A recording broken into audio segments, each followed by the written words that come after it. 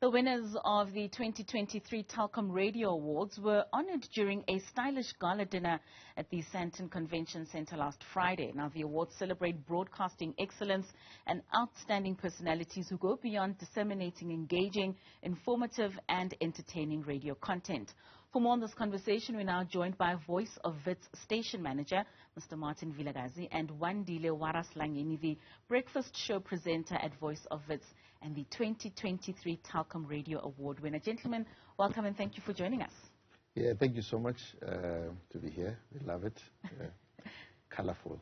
Very colorful. Yeah. As colorful as the win, Yes. Wandile, Yes. Congratulations. Best breakfast talk show host. Let's show them rather. Let's rather show it. Breakfast Thank show you. presenter. Thank you so much. I mean, Voice of Wits continues to stand out, I mean, amongst other campus radio stations. Yep. What do you think, especially as a breakfast presenter, keeps you guys head and shoulders above the rest? 100% the fact that we don't only focus on your your Wits University students. Right. It's actually the whole Johannesburg Metro. You know, people in Pretoria and the East Rand, we cover for them as well. You know, so that is what's very important. So we don't just look after just your 18 to 35, even the older generation. You know. What do you think is different about your particular show? About my show is that it's very fast-paced, very energetic. You know, can tell. Yeah, no, I mean, I've got a cousin of mine, shout out to Mile Lwamkhoityana. She was always complaining on where do you get the energy when I went to Exane? And it makes sense, you know, it was just God, you know, putting it in me so that I could go out there and put it on other people to wake up and go tackle their day. Yeah. Martin, as a station manager with the ever-changing world of technological solutions, the face of radio is changing. It's something we really need to admit and look at in terms of where then do we catch up. What do you believe are some of the challenges that are facing radio in this ever-changing world? I think there are so many challenges in terms of the radio personality that we have today, in terms of what radio represents in our society and what kind of presenter today we need. And I think we're struggling with different type of personalities. Some are influencers, but we don't have that radio presenter, your typical that moves people's minds, emotions and heart. So at Wits, VOW FM, what we're trying to do is to build character, build a strong personality. There's the biggest medium, yes, on TV, which is radio, and it continuously been followed and listened by majority of South Africans and people all over the world. So the most important thing is character building, personality, understanding how to communicate the needs and touch the emotions of the people. I think that formula is lacking, but also radio is struggling to adapt in terms of digital evolution that is taking place. They are not able to adapt and use the emergence of technology, you know, that is there to enhance their offering and extend their product offering and monetize on that. So those are the two key things that I think they're important for me now in radio, where I think radio misses. Of course, other stations are doing it correctly, but I think there's a struggle in terms of where it's supposed to go. And also there's a quality of management in radio station and programmers as well. They grapple with these issues. They're not getting it. And I think we need to improve on those three things that I've just mentioned. And a little later on, I really want us to get into the ever-changing world of advertisers and the revenue, especially from a station manager perspective. But touching on the issue of influences and digitization of radio and not keeping up, Wandile. I mean, in the world where we're now seeing podcasts mushrooming and internet radio being a thing where people are able to access radio at their fingertips while I'm sitting in a taxi, I'm able to listen to a certain radio station. Do you believe this threatens the future of campus, commercial and community radio stations? Not at all. Radio, the nice thing about it is that it's free. It's a traditional medium that we've had for years, and it's still going to be around for years. With podcasts, it's just that unfortunately, you know, data is very expensive. It also requires a lot of time, you know, and effort and patience. But with radio, it's fast-paced. It's right there, you know. So you can literally get it at any time.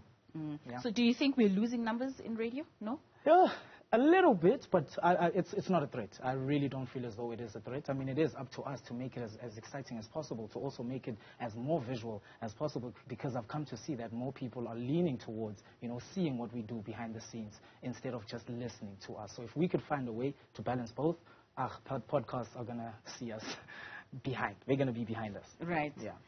So, Martin, going back to that conversation, I mean, as a station manager, I can believe that your balancing act between content and revenue has to be one that you look at very closely, because that content needs to bring in money to keep the station afloat and to keep it going. How do radio stations then adapt to that changing advertising trends and continue to generate those revenues in this ever-changing world? Well, we're fortunate enough that we're a campus-based community radio station, as much as we have a mandate to deliver on revenue, but that's not our core function. Of course. Our core function is developmental, in terms of developing talent, but also producing compelling content for youth around Johannesburg. We're a 50-50 station in terms of licensing condition, 50 talk, 50 music. So I think the most important thing for us is to be able to package product offering that is compelling, that is exciting for an advertiser. Gone are the days for generics. We need to be able to find innovative ways to partner with brands in terms of producing content, but also we need to produce content that brands and features that brands seek, that are looking for, that are able to plug in and say, this is what we're looking for. And that drives conversation and engagements. But also, radio station is to be able to look for opportunities, alternative revenue beyond just digital. How do we monetize, our listeners beyond plugging advertising? How do we partner with brands? For an example, let's take a bank. How do we take a youth market and create a product for youth market? How do you partner with cell phone companies, and do merchandising deals? I think those things are important, but also take opportunity of providing alternative content on digital platforms like podcast. That is exclusive content, and you need to begin to also create properties as stations, that are really, really pushing the brand, but also they allow brand engagement beyond on air. So these are type of things that station needs to do. Stations cannot rely on generic advertising for the period of time. They need to understand that radio is business, and how do you package it, and how do you draw, different alternative revenue streams becomes important for radio stations today. I mean, you made mention earlier on that what is yours is to create authentic presenters that are able to go on radio and relate with the people that they listen to. And we do see a trend, of course, especially with commercial radio stations, where influencers are used quite a lot in attracting the numbers. I would imagine that you would want to see a lot of the presenters that are on VOW FM move on to bigger and more commercialized platforms. How do you advise them in keeping that balance? One of the things that we just don't look at, VOW is not really about radio presenters. It's a movement where different touch points of radio, get ignited. Technical producers, newsroom presenters, of course, back-end staff like marketing people. We are fortunate enough that we partner with other brand stations, if I can mention it, like Jacaranda and other stations, SABC, 5FM, for example, Metro. They are able to look at what we have in terms of talent. My advice is that learn the basics now, so that when you get an opportunity, you are ready for a big show. But also the most important thing that we emphasize on, we will tell you, is discipline. We're very strong on discipline, the basics of radio, the focus, the discipline, and how you carry yourself, and how you communicate and how you respect yourself. Those are the things that we focus on. Lastly, what do you think are some of the opportunities that will arise in the future of radio, especially in this ever-changing world? More opportunities that will arise. Yes. Goodness. Now, it depends, though. I mean, just to elaborate on what Mr. Vilakazi is saying, it's very important to actually know everything on the back end. I mean, for me, I wouldn't like to just be a presenter, because any other day I could just get replaced.